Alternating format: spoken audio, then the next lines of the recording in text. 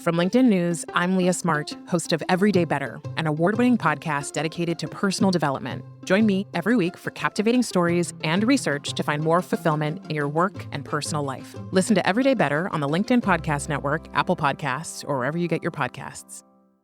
From LinkedIn News, I'm Jessie Hempel, host of the Hello Monday podcast. Start your week with the Hello Monday podcast. We'll navigate career pivots. We'll learn where happiness fits in. Listen to Hello Monday with me, Jessie Hempel, on the LinkedIn Podcast Network or wherever you get your podcasts.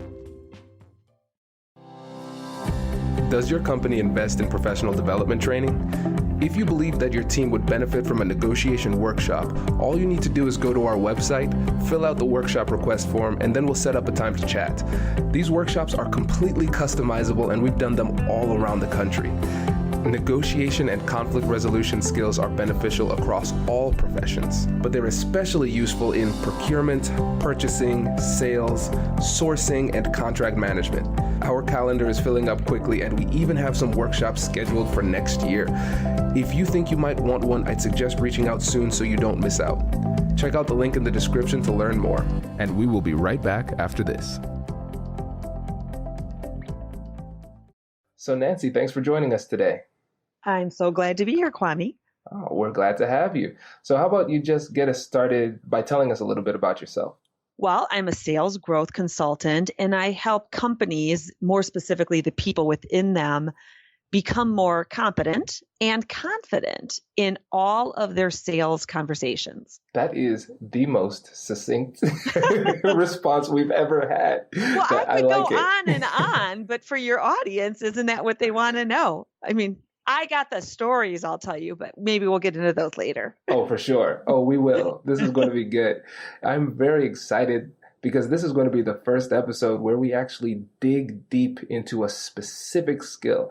And I know you're the perfect person to talk to about this one. So how about you tell the audience a bit about this skill that you're going to teach us? Well, I am going to teach the stop, drop, and roll technique for responding to objections. Very nice. So let's get deeper into that. So what exactly is the stop, drop, and roll technique, and how or when do we use it? Well, let's start with, when we use it. So in sales conversations, that's really what I focus on. My book is Conversations That Sell, and it is about that human conversation that needs to happen often for people to make a decision or to take an action on something that we need them to do next to move them along the process for buying our product or service, which I call our solution. So I don't have to keep saying product and service. We use solution. And along that conversation, no matter how good we are, no matter how effectively we are at collaborating through all the pieces of data gathering and presenting what we can do, typically there's a concern or objection that might be voiced or might be silent. And so it's in that moment that happens. What do we do? What needs to come out of our mouth to preserve all the hard work up to that point in that sales opportunity? Because Kwame, you probably have seen this. A lot of people blow it right at that moment. That's absolutely true. A few times, right. Myself included. Yeah, me too, right? Because at that moment, we're so invested, and maybe we have what we call happy ears. We really think this is going great, and we're going to get that decision and, walk away with that order or that, buy. And all of a sudden now there's a barrier. And right then, there's the fight or flight reaction that kicks in for us and for that, let's call them the buyer or the prospect, because there's an interruption. It's a disruption to this conversation now because maybe they're afraid to bring up something, that they don't know how we're going to react to, because people as buyers are pretty conditioned that if I raise this, I'm now going to get a hard sell. Like someone's going to really jump on me and try to talk me out of it or talk me into something. So they've got this, adrenaline flowing, and the sales professional, they've got that fight or flight reaction going too, because we're wired as humans that when we feel we're in danger, we need to fight or flee. So we need to bypass that in the moment that we hear that objection, because with that adrenaline going, the likelihood of us being able to work through that objection is very, very low. And I think that's one of the keys. This is about working through the objection with another person. It is not about handling objections. It is not about overcoming objections, because nobody wants to be handled or overcome, in my view. Now, as a lawyer, you might, have a different approach to that. That is funny. But most people don't, right? Right. Okay, so in that moment, we can train ourselves to use stop, drop, and roll. Now, this isn't the stop, drop, and roll we learned, when we were in, what do you call it? Grade schoolers. Grade school, kindergarten, yeah, way back when, where we're rolling on the floor. This is mental and verbal rolling. So the first thing we do is we hear an objection and we have to just stop. And that is train our brain. Stop, pause, and listen. Hear the person out. Don't interrupt, because that's what people do. They want to interrupt and start giving them more information. Stop, pause, and listen. Then we have to, again, mentally drop our assumptions, our agenda, our emotions, and our ego. Then we can open our mouths and roll with acknowledge, ask, and answer. So the first words out of our mouth are an acknowledgement, not that we are agreeing, not that we're going to do anything, simply an acknowledgement that I hear you, it's safe, and you have permission to, go on. I'm not going to fight or flee. So it lessens the reaction on their end, because that's not what they're expecting. We need to acknowledge, that I understand, what you're telling me, or here's what I hear, and we paraphrase back. And there's a big difference between paraphrasing and repeating back word for word. It's been found psychologically, when people have something repeated back to them word for word, they start feeling manipulated. So we need to show that we're understanding with a paraphrase versus a word for word repeat. So we acknowledge what we're hearing, then we segue into asking for more information about what they've just told us.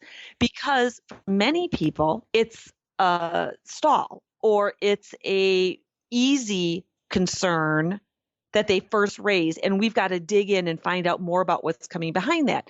So take, for example, the pricing objection. If somebody says, well, that's just way more than we're willing to spend, you don't know why that's what they're willing to spend. So too often people will jump into starting to offer price concessions or different terms when they don't even know why that's an objection. So they're offering concessions prior to knowing that that's what's going to be needed to work through it. So we have to ask to get more information, to understand what that objection really is from that person's viewpoint, and very specifically keep them talking, which is opposite, I think, in some people's world of persuasion, where we need to persuade through our words. We want to persuade through our questions, because the more that they can discover and talk themselves through it, the easier it's going to be to work through it to a successful outcome. So we acknowledge, we ask, then once we have the information from our ask, now we can answer. And in our answer, we can then give them suggestions. We can give them hope with ways that we've worked through that with other people. But that then sets the stage then for moving forward in a collaborative way, and often coming up with the right solution together. So it's that simple in theory. It's disciplining ourselves to follow that in those first moments. This is really great information. And I have a lot of questions for you based on this, because I want to dig deep into this. And so early on, you said that sometimes the objections are silent objections. How do we know when we've experienced a silent objection if they haven't said anything? So I propose that in our conversation, we need to ask for objections. We have to have a place, and we do it after we've presented our solution, that we need to ask for and work through objections, because often people won't raise them. So we have to give them the opportunity. Typically around this point, Kwame, this is when people might have some questions about what, we've just laid out for you. So we're not saying, what's your objection to this? We're giving them an opportunity to ask questions, which often then can come out as a concern or an objection. So we give them that opportunity too. And then, of course, you have to watch their body language. When people start becoming disengaged, or you can tell that they're not focused, or they're fidgeting, or they're, when you're with more than one person, they're like looking at each other. That's a great opportunity to say, I'm sensing that you might have a question about what we're discussing. Feel free. We have to leave that door open, or make that door open for them. This is really interesting. And I really like this technique because, like you said earlier, it runs counter to what most people think would be the typical sales approach, because you are essentially ceding a little bit of control to the other side in order to give them the feeling of comfort and security and trust to share their objections or concerns with you. It differentiates you so much from everybody else that they're probably talking to. Right? Because you're continuing, in our whole philosophy in any sales conversation, is the more that you make it about them, the more attached they are to the conversation and to the process, and the more comfortable they are in making a decision. Right. Now, for our listeners out there who are not in the classic sales role where they're giving pitches per se, how can they use that in interpersonal situations at work or even at home? This applies everywhere. Now, the one caveat is it doesn't work great with teenagers or toddlers. But, in most situations, when somebody is like, for example, say that you're planning on where you're going for dinner tonight, right? And you want to go out for Italian, and your wife wants Chinese. But she's not saying, she's just saying, I don't know. I'm not really in the mood for Italian. I'm not sure, and that's when you can say, well, tell me more about what you're, hungry for tonight. And because she's got an objection to Italian, and she'll say, well, Italian, we always go to, Tony's, and, I just I don't like his chairs. They're uncomfortable, whatever the reason is. And right then you can just say, oh, you know what? I guess I never thought about Tony's chairs being uncomfortable. I'm glad that you shared that. Tell me more about the type of atmosphere, you'd like to go to where I can also get Italian food, and now you've given her permission to give you more information about where she's coming from. And then you can go from there. I like it. I'm really excited about this because now I know how to handle that conversation better when it comes up. And I really like the way that you ask that question too, because you used an open-ended statement. Tell me more about blank. And I think that's an underutilized way of asking a question because it doesn't end in a question mark. But asking questions in that way makes people feel more comfortable because it seems less accusatory. Because Kwame, when he's hangry, for our international listeners, hangry is hungry plus angry. When I'm hangry, my questions might come off like, what is wrong with Tony's? Yeah. Which or would elicit why? Exactly why. And why can come off as kind of aggressive at times, right? Mm-hmm. Well, don't you lawyers use that all the time? We love why. Yes, we love. So, right. So open-ended are questions, what, when, how, but there was those statements, like you said, and actually the publisher and I, way back when I was writing the book, had this big debate that, help me understand or tell me more about aren't questions, or actually requests for information. So you can't call them a question, but like you said, they're a statement asking for information. Exactly. Yeah. And what's interesting too, and I think this is what can be a challenge to some people that are new to this, is that our goal is to find out why, but the best way to ask the question that leads us to why doesn't start with why. Hello, my friends, and welcome to another exciting episode of Negotiate Anything. This show is produced by the American Negotiation Institute, and with over 5 million downloads and listeners in over 180 countries, listeners just like you have made this the #1 negotiation podcast in the world. Hi, my name is Kwame Christian, and I am the founder and CEO of the American Negotiation Institute. Here at ANI, we believe that the best things in life are on the other side of difficult conversations, and we are passionate about providing you with the best content that will help you to make your difficult conversations easier, both at work and at home. Lastly, I want to remind you that we offer consulting and conduct trainings, both virtually and in person, all around the world. Our focus is in 3 main areas. First, negotiation and conflict resolution. Second, leadership. And lastly, diversity, equity, and inclusion. Check the link in the description below to learn more about how we could work with you and your team. And now, without further ado, let's jump into the interview.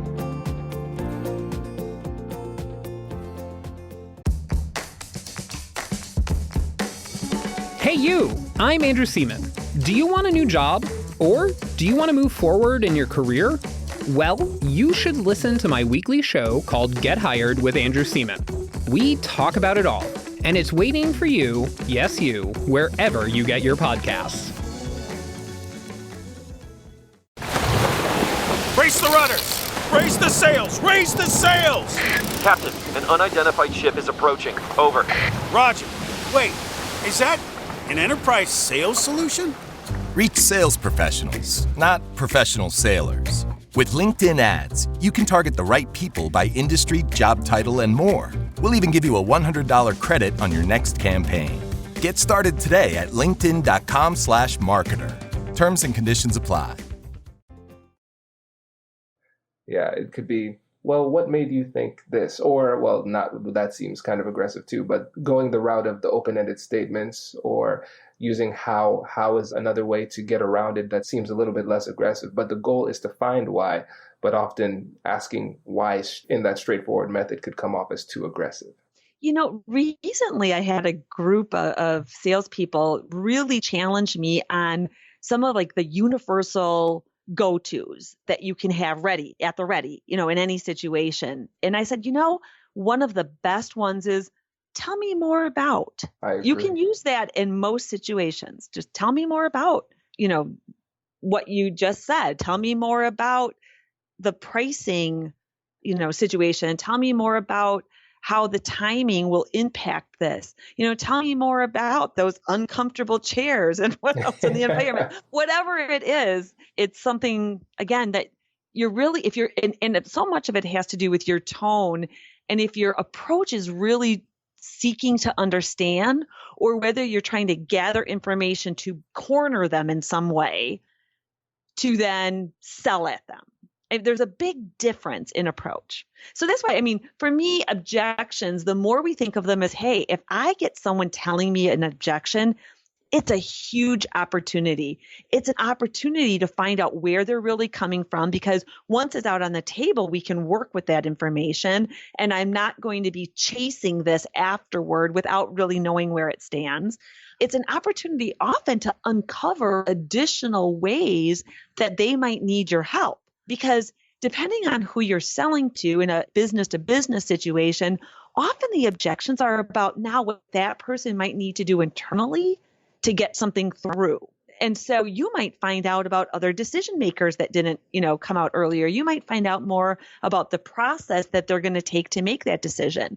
You don't know what you can uncover unless you take that approach that I need to learn more, because the biggest trap, and I listen to recorded sales calls for some clients, to give them feedback and, through our training and such.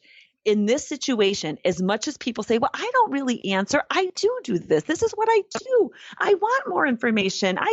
And then you know what? In real time, they jump right to answer. A person says something that they're concerned about or that they object to, and right away that person tries to set the record straight on why they're wrong or gives those concessions immediately. And both of those either, damage your profitability and the viability of that sale going forward, or, shuts it down right then.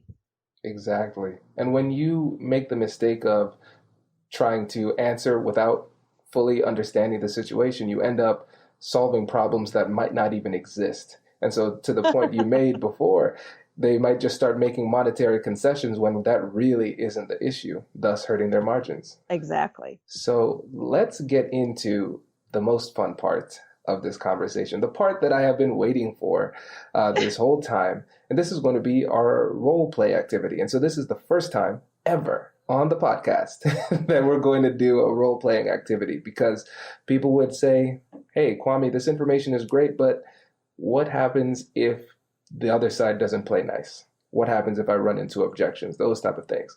So you gave a really great example using the interpersonal situation of where stop, drop, and roll could work successfully. But maybe we can move into a sales example, and I can be the prospect and you could be the salesperson, and we'll see how it works if somebody's being a little bit difficult. I just have to give this caveat. When I agreed to this, I didn't really think it through that you're a lawyer and that this could be like the most challenging thing ever. But no, I'm good. What's the situation? Okay. So let's say you are selling, let's just go with widgets as the classic non-existent thing.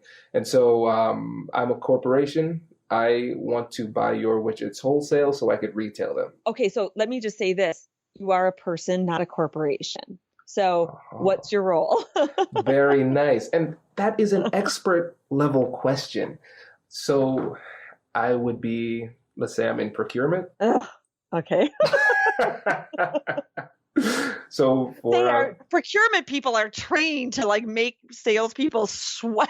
So. Yes. So I picked the perfect person. But I think that that's an important thing to think about when you're thinking about objections or when you're getting ready for them, is that too often we forget that we're talking with a person, right? We're not talking with a corporation. In that moment, it's a person that we're speaking with. That is a brilliant point. That is quotable. That is quotable for sure. I like that. Yeah. That's really good. It reminds me of I think I heard it this morning in a book I was reading. They said sometimes we are so focused on being a high-level professional that we become low-level humans. Oh. Yeah. So that's profound. Yeah. So the timing is perfect. I like that. Okay. Perfect. So all right. Let's get started. And then we have to set the stage a little bit more. So this is not like a cold call to you, right? We've already had a discussion. I've already explained to you maybe what we can do and how we can provide the widgets. And now you got your objection. Yep. All right. So let me go this way. Okay. So Kwame, as we've discussed, we're going to be able to provide you this pallet full of widgets every month as you need for $1,200 a pallet. $1,200? Yes, it's $1,200. I sense some hesitation, in that. Tell me more about your thoughts.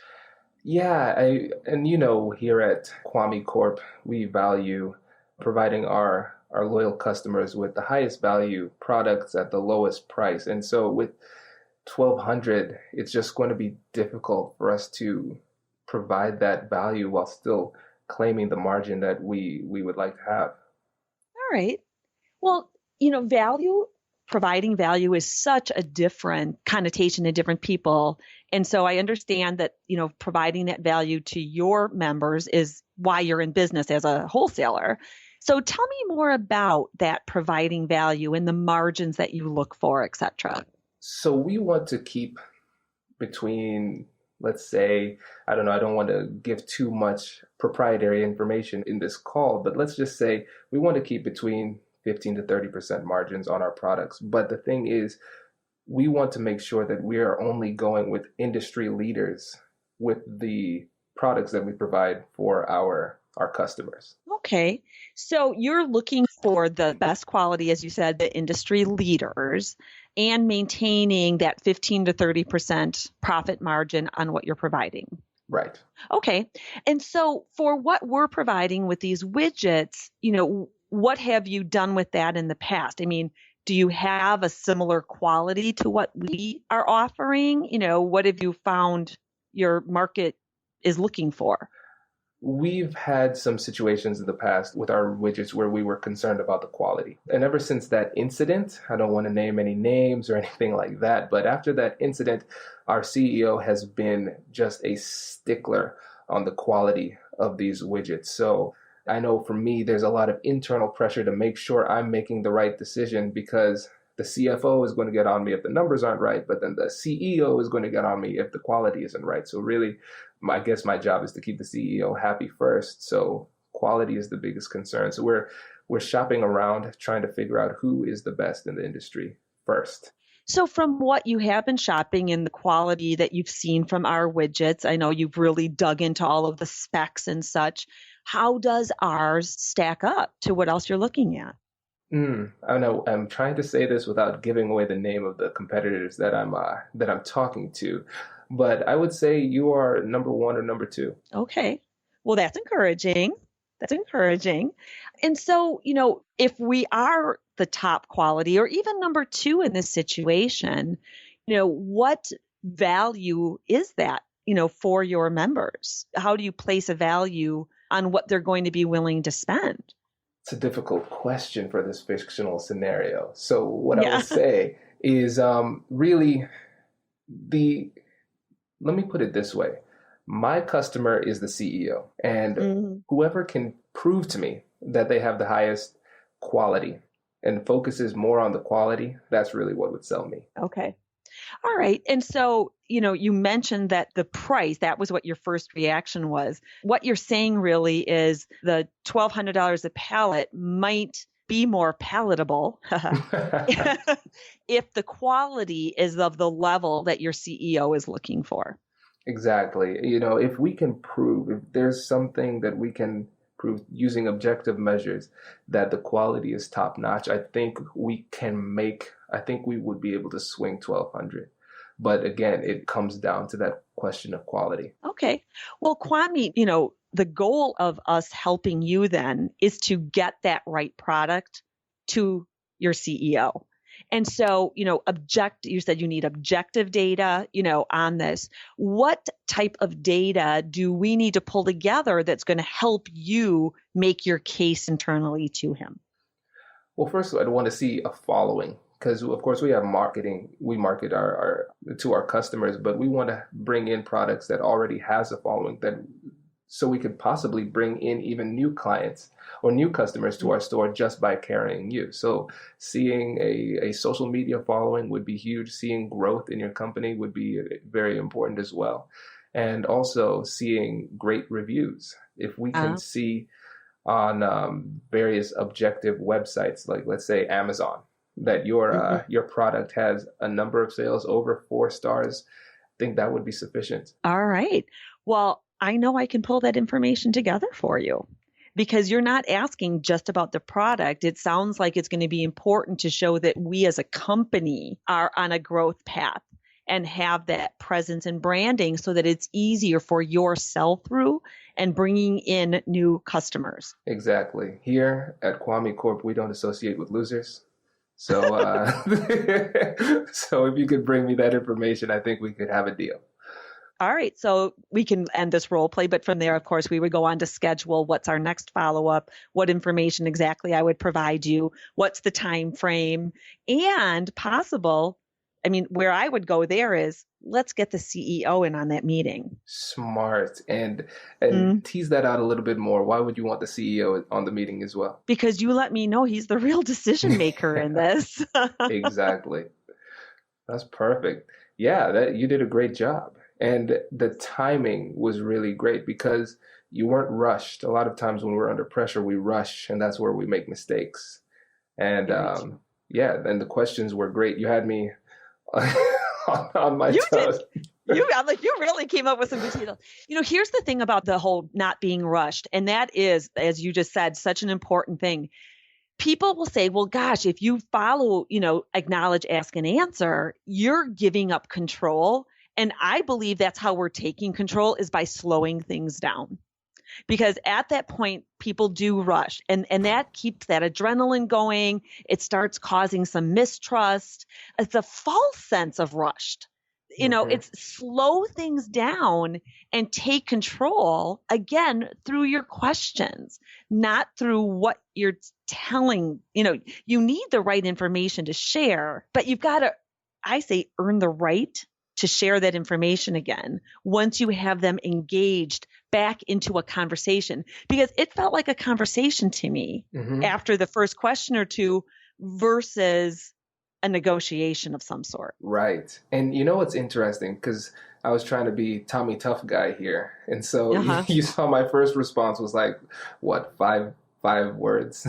Yeah. And I was trying to hold back as much information as possible. But because you asked such great open-ended questions and open-ended statements, I guess I should say too, and because you paused and gave me time, sometimes I was done saying what I wanted to say, but there was still space that you let me fill with more words. And it came off first, obviously, as an objection to price. And I think that's, in certain situations, there are some default objections we go to. And so as an expert in this field, you realize that most likely wasn't the only issue. And so you kept asking questions and found that it was quality. Yeah, and very different from price. Very different than, well, I can cut it to $950 a pallet. Would that work? Exactly. Yeah. Very nice. That was fun. Yeah, that was a lot of fun. I was afraid I was running out of imagination toward the end, but we got through it. So before you go, I want you to share or lay down a challenge to our audience. What is one thing that you think they can do in the next week to be more persuasive? I think it's take the time to prepare. Think about the most common objections you hear. There's typically 2 or 3 of them that you hear most often. And then prepare to maybe get in front of that before it becomes an objection. So if you're always hearing an objection about delivery schedule, for example, what's the reality to those objections, and how can you position the information around that earlier to eliminate that objection before it comes? So, the practical thing is really about preparation. Most common objections, when do you hear them? How might you prevent them before they happen? If you hear them, what are those first couple of questions or open statements that you should be prepared to ask to get them telling you more? And prepare those out so that, in the moment, I've watched this happen. I've heard this happen on recorded calls.